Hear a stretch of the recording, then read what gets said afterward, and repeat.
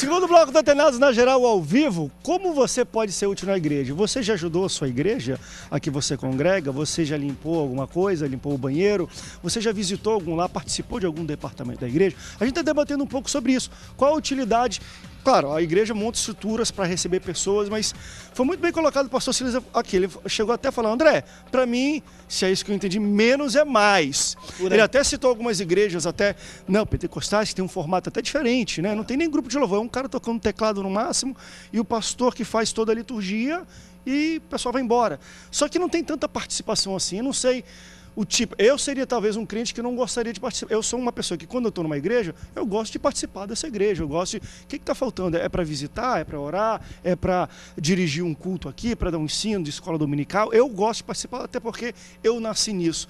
Isso não é um pouco a essência do que é a igreja? Embora dê dor de cabeça, aliás, a igreja é isso. A igreja é o pastor e as pessoas que dão problema, mas elas se tornam líderes e lideram outras pessoas e vão ensinando. Não, se a gente tirar isso, não tira um pouco do que é a essência da congregação? Sem dúvida. A igreja é isso. Ela precisa entender que ela, além de ser chamada para fora, né? Chamados para fora, ela precisa viver isso na sua essência para que ela não perca a sua missão principal. Mas eu vejo, por exemplo, na igreja congregacional, não posso falar da Batista nem dos meus amigos aqui. Na igreja congregacional nós temos união de homens, união de mulheres, união de mocidade, união de adolescentes, união de infantis. Ministério de Filantropia, Departamento de Evangelismo e Missões. Nós temos também dado a oportunidade das pessoas trabalharem. E às vezes nós vemos que as pessoas têm a oportunidade de trabalhar e não trabalham. É outro X da questão. A pessoa tem a oportunidade de trabalhar e não trabalha. Aí nós ficamos pensando, bom, é melhor você trabalhar com alguém que você paga ou com alguém que trabalha voluntário? É outro problema. A igreja, por exemplo, ela paga só 2 funcionários, mal comparando, não que o pastor seja efetivamente um funcionário, mas a igreja dá um prolabore, um auxílio pastoral, e para aquele que presta um serviço de limpeza na igreja. E, por favor, irmãos da igreja que pastoreiem, não estou falando de ninguém que limpou a igreja, estou dando assim um exemplo geral. Existem funções que às vezes você não remunera e a pessoa age no voluntariado e trabalha melhor quem é pago? Daquele que recebe algum prolabore. E aí? O que eu faço? Escolho como administrar isso? E aí quando a gente vai, talvez, às vezes, para o mundo de igrejas maiores, que você tem 30, 40 pessoas, talvez não... Né? Estou falando de 100 pessoas. Não, mas entendi. Não, mas digo assim, existem igrejas hoje, no Rio de Janeiro, no Brasil, que tem 30, 40 pessoas que estão na folha de pagamento de uma igreja, porque pode fazer isso. E, ao mesmo tempo, tem 200 pessoas trabalhando voluntariamente em situações de ajudar a igreja, de cantata de Natal. Vem aqui... E ela, às vezes, se vê trabalhando ao lado de alguém que está sendo pago para fazer a mesma coisa que ela faz, só que ela é voluntário. André, como lidar com situações assim? Muitas das vezes, aquele que não é remunerado se dá melhor na obra do que aquele que é remunerado.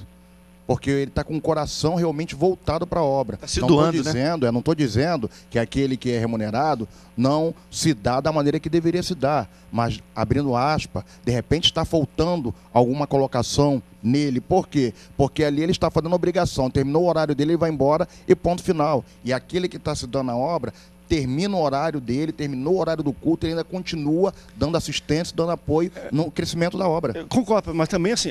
Por experiência, pelo menos que eu tenho visto, isso até é bom em alguns momentos. Mas quando você entra numa frequência, num compromisso, olha, você é voluntário, beleza, então esteja aqui toda semana. O pago vai estar, porque a obrigação dele está lá. O voluntariado, ele vai, mas aí se tem um trabalho, se tem uma... Se quiser, né? Vai se quiser.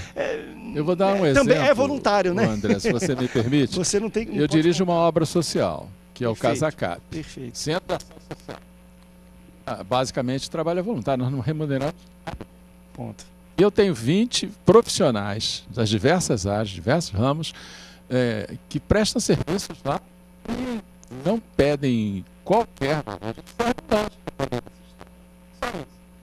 Tem outros voluntários que são aqueles que seriam os membros das igrejas que deveriam ir lá estar apoiando. Esses vão quando podem, quando lembra, choveu. Mas necessariamente essas pessoas voluntárias são membros da igreja, do Casa Cabo? Não. Olha que interessante. Não. Tem pessoas não crentes. São profissionais de saúde, médicos. Vão lá e olha só. ministram. Então, atendendo lá. Como se fosse uma filantropia da parte deles. E atendendo a 14, 15 comunidades, como nós estamos atendendo ali na Vargem Grande. Eu penso o seguinte, a minha experiência, eu dou aula também no Seminário Teológico Betel, e é de administração eclesiástica. E ouço muito as coisas das igrejas, conheço as estruturas administrativas das igrejas, até por dever de ofício, né? E é muito interessante como o que nós estamos conversando aqui é tema de algumas aulas também, porque as pessoas e os líderes, principalmente, se ressentem dessa continuidade na prestação de serviços, quando deveria ser uma coisa assim, eu vou fazer e vou até o fim. Outras igrejas têm até um comportamento assim, eu preciso eleger alguém para aquela função. Aí o pastor vai ter problema. Porque chapa. Exatamente. E o irmão que foi eleito, ele não vai persistir até o fim. Ele vai ficar no meio do caminho e você trabalha acéfalo naquele momento. Atos dos Apóstolos, capítulo 6, quando houve aquela discordância das viúvas helenistas por causa que a mesa não estava sendo bem servida, havia ali uma acepção racial. Você vê que Pedro, o corpo diaconal foi levantado ali por uma necessidade social e de serviço, de prestação de serviço. Não era uma questão espiritual, era uma questão de mobilidade, de serviço, de atender a todos de forma igualitária, porque aqueles que estavam servindo à mesa, eles olhavam, essa aqui é viúva helenista, isso aqui não é... E não servia de forma correta. O ideal, até parabenizo as igrejas, que o pastor se preocupa só com a parte espiritual e ele tem um administrador. Seria ideal.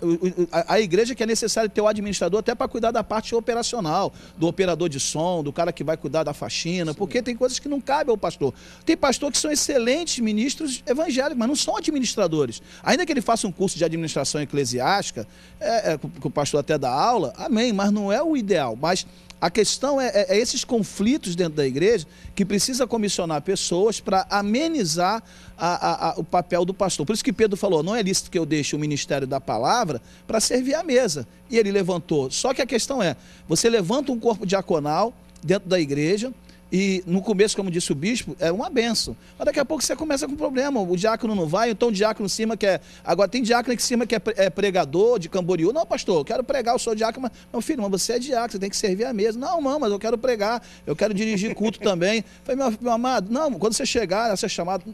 E aí não adianta, aí você começa de novo a administrar conflitos e vaidades dentro de um corpo diaconal. Eu acho que há um equívoco muito grande no meio evangélico, da igreja evangélica brasileira. As pessoas estão querendo ser servidas. A essência da palavra servo, ela já está ficando de lado. Assim, eu concordo com o pastor Silas, que é importante nós, como pastores que somos efetivos, pastor presidente de algum ministério, que tenhamos, sim, um vice-presidente ou um diretor patrimonial que cuide de outras nuances, que te desobrigue de alguns problemas, para você estar totalmente voltado para as coisas espirituais. Mas você, ao mesmo tempo, não pode estar completamente alheio ao que está acontecendo, senão você é engolido. Você toma um bypass, não, tá entendendo? Tem que acompanhar. Você tem que acompanhar essas coisas. Porque entra um pouquinho, até que no exemplo que o pastor Silas deu, às vezes, e isso já aconteceu, acho que com meu pai em igrejas, ele escolhe, olha, seria bom a gente cantar essas músicas aqui no culto. Chega, quando bate no grupo de louvor, não, eu não gosto. Tipo assim, eu não vou cantar essa música porque eu não gosto, porque eu não gosto desse cantor, porque isso aqui, porque o acorde alto. E quem é que decide as coisas, né? Você entra até um pouco nisso também, eu acho. Mas a questão, André, desculpa, pastor, só rapidinho para dar uma colocação. A questão é que o pastor às vezes prepara uma mensagem, orou, para trazer uma mensagem à noite para a igreja, que vai ao coração. Aí no meio ali, ele chega mais cedo, pastor, queimou uma lâmpada, o data show não está funcionando. Aí aquilo começa a perturbar a cabeça dele. Aí aquilo ali quebra. Não adianta que quebra, você perde ali a sensibilidade do que você vai falar. Deixa eu ir para uma ligação rápida, só um momento. A ligação da Rosane, de Jacarepaguá, está aqui na linha, aqui no Rio de Janeiro. Tudo bem, Rosane? Oi, tudo bem, André? Tudo bem? Bom, querido? Tudo bom. Tudo na paz do Senhor. Eu queria deixar um depoimento aqui em relação a minha igreja, né, que eu sou da comunidade da Zona Sul, e eu acho que quando fala em um membro ser útil na igreja, depende muito do pastor, porque o meu pastor da minha igreja, o pastor Marco Antônio, ele influencia muitas pessoas. Eu estava contando para o rapaz na hora que ele atendeu o telefone, que no ano, eu não estou lembrado se foi no ano passado ou no ano retrasado, que deu no coração do pastor. Ele viu que a rua ali na redondeza ali da igreja, da comunidade, que fica ali na Praia do Flamengo, estava tudo sujo. De repente ele falou, olha, vamos limpar o Largo do Machado. Na mesma hora todo mundo se envolveu, os pastores, todo mundo pegou saco de lixo. Quer dizer, nós fizemos um trabalho voluntário, assim, uma coisa que foi rápida. Ele pensou rápido, ele influenciou a gente e com isso nós conseguimos limpar o Largo do Machado todo. Quando a gente passou assim pela rua da Praia do Flamengo, tinha um restaurante, né? E todo mundo levantou e bateu palma, assim, não porque a gente é melhor do que ninguém, mostrando que a igreja está atuando em todos os campos da cidade, entendeu? Perfeito, a minha Rosane. igreja ela influencia muito, ela tem muitos eventos, e isso vai dando para o membro a oportunidade de estar participando. Eu acho que ser útil na igreja, tudo bem, às vezes a pessoa não quer só ir na igreja e ir embora, mas o pastor é o maior influenciador nisso. Obrigado, Rosane. Olha, muito bem colocado pela Rosane. Uma coisa que eu quero só estender, e sem julgar, não vou julgar nem igreja e tudo. Eu acho que, nesses casos que a Rosane até citou, eu acho que qualquer pastor, ou muitos pastores já conheço que fizeram, tiveram muito sucesso nisso. Eu não estou falando contra isso. Gente, domingo que vem eu vou estar lá, todo mundo, vamos, pô. Mas quando a gente fala de... Beleza, agora vamos fazer isso toda semana. Dia a dia. No dia a dia. Porque uma coisa é você fazer uma ação dessa que eu acho que os membros de qualquer igreja, se eles estão lá todo domingo, o pastor, porque o pastor influencia, tem uma palavra e pode contar com eles. Agora, quando a gente faz um departamento, por exemplo, infantil, ou um departamento de casais, que toda semana tem que ter uma palestra, tem que ter um acompanhamento, tem que ter uma mensagem, tem que ter não sei o quê, esse dia a dia que não é fácil. O exemplo dela é um exemplo pontual. Exato. Eu tive também, quando numa grande enchente aqui no bairro de Jacarepaguá, 2010, se não me engano, a igreja saiu, 500 pessoas para distribuir um kit de socorro, tudo inundado. Mas foi naquele momento, depois não encheu mais. A questão que eu acho que a gente está ferindo aqui é o trabalho contínuo na igreja, não pontual. Dia a dia da igreja. Dia a dia da A igreja. disciplina consciente que o membro tem que gerar de que ele é importante nesse processo. Isso. Ele gera. E eu vou dizer mais, ele é André, é o importante, mas ele seguinte, tem que continuar, você falou a luta, respeito da luta. igreja grande e da igreja de menor porte. É proporcional. Proporcional, não, exatamente. Você pode ter 100 membros, você pode ter 4.500 membros, que você vai ter, guardadas as devidas proporções, as mesmas naturezas de problema. Padronizado. Vamos para um rápido break, daqui a pouco a gente volta. Tem um hino da harpa cristã que tem uma frase rápida que fala assim, ó, quem sua mão no arado já pôs, constante precisa ser. Eu acho que esse é o grande problema do que a gente fala de como é que eu posso ser útil ou utilidade? Constância. Você quer ajudar? Quer. Você vai ajudar por quanto tempo? Às vezes até jogando, pastor, eu posso ajudar só durante esse mês porque eu estou de férias. Quando começar meu trabalho eu vou estar cansado, não consigo mais.